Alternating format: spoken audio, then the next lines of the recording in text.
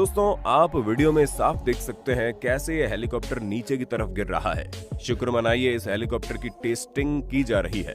जरा सोचिए क्या होता अगर कोई जवान इसमें सवार होता। आजकल हमारे भारत में एयरक्राफ्ट के क्रैश होने की खबरें कुछ ज्यादा ही देखने को मिल रही हैं, जिसकी वजह से सवाल उठना लाजमी है, आखिर क्यों भारतीय सेना के हेलीकॉप्टर इतने ज्यादा क्रैश हो रहे हैं। अचानक से ऐसा क्या हो गया है जिसकी वजह से इन क्रैश की संख्या इतनी तेजी से बढ़ रही है। आज हमारे देश में एक ऐसी अनहोनी घटना घटी जिसको सुनने के बाद लगभग हर भारतीय सोचने पर मजबूर हो गया कि ये हुआ कैसे। आखिर इतनी एडवांस टेक्नोलॉजी के साथ बनी हेलीकॉप्टर के साथ ऐसा कुछ हो सकता है।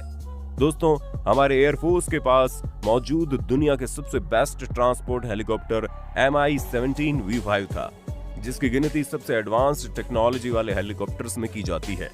उसी के हेलीकॉप्टर के अंदर हमारे देश के पहले CDS विपिन रावत सवार थे, उनकी बीवी मधुरिका सवार थी और मौजूद थे कुछ आला अधिकारी।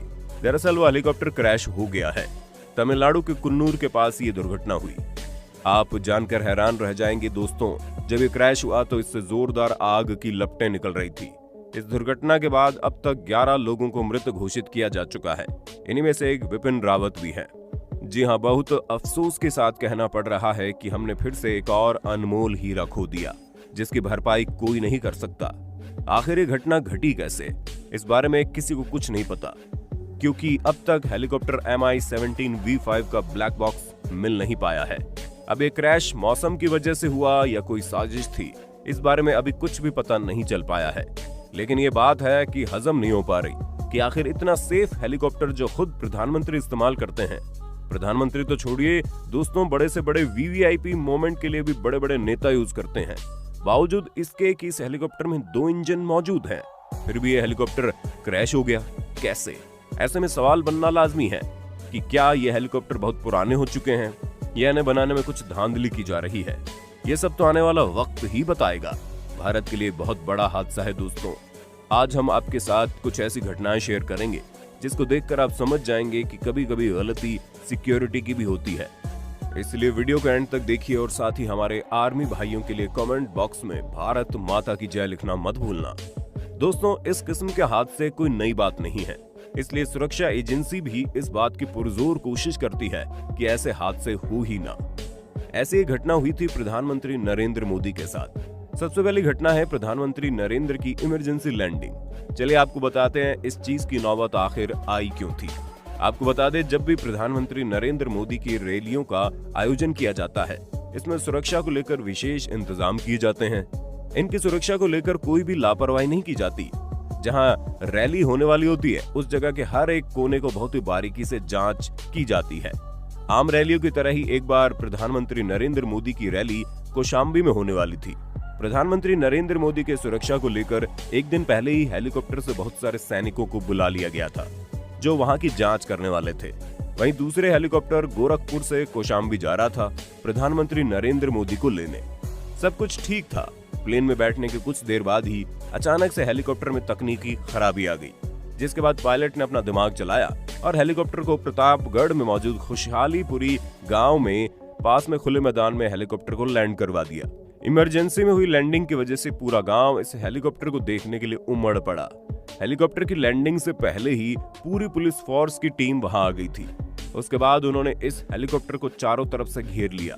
लास्ट तक ये हेलीकॉप्टर ठीक नहीं हो पाया, जिसकी वजह से सुरक्षा एजेंसी के लोगों को दूसरा हेलीकॉप्टर बुलाना पड़ा। दूसरा हेलीकॉप्टर आने के बाद ही नरेंद्र मोदी वहां से जा पाए। दोस्तों, ये प्लेन क्रैश नहीं हुई, लेकिन जरा सोचिए, अगर ये पायलट सही समय पर सही डिसीजन नहीं लेता और अगर गलती से ही सही अगर ये प्लेन क्रैश कर जाता तो फिर क्या होता। हमारा देश फिर से एक बहुत बड़े हादसे का शिकार हो जाता। आपकी इस बारे में क्या राय है, कमेंट सेक्शन में बताना। जैसा कि हम आपको बता चुके हैं, ऐसी घटनाएं कभी आखिरी बनकर नहीं रही। ऐसी एक और घटना हुई जब प्रधानमंत्री नरेंद्र मोदी ईस्टर्न एक्सप्रेस के उद्घाटन के लिए निकले थे, तभी एक और घटना घटी थी। आपने बहुत बार प्रधानमंत्री मोदी की रैलियों को देखा होगा।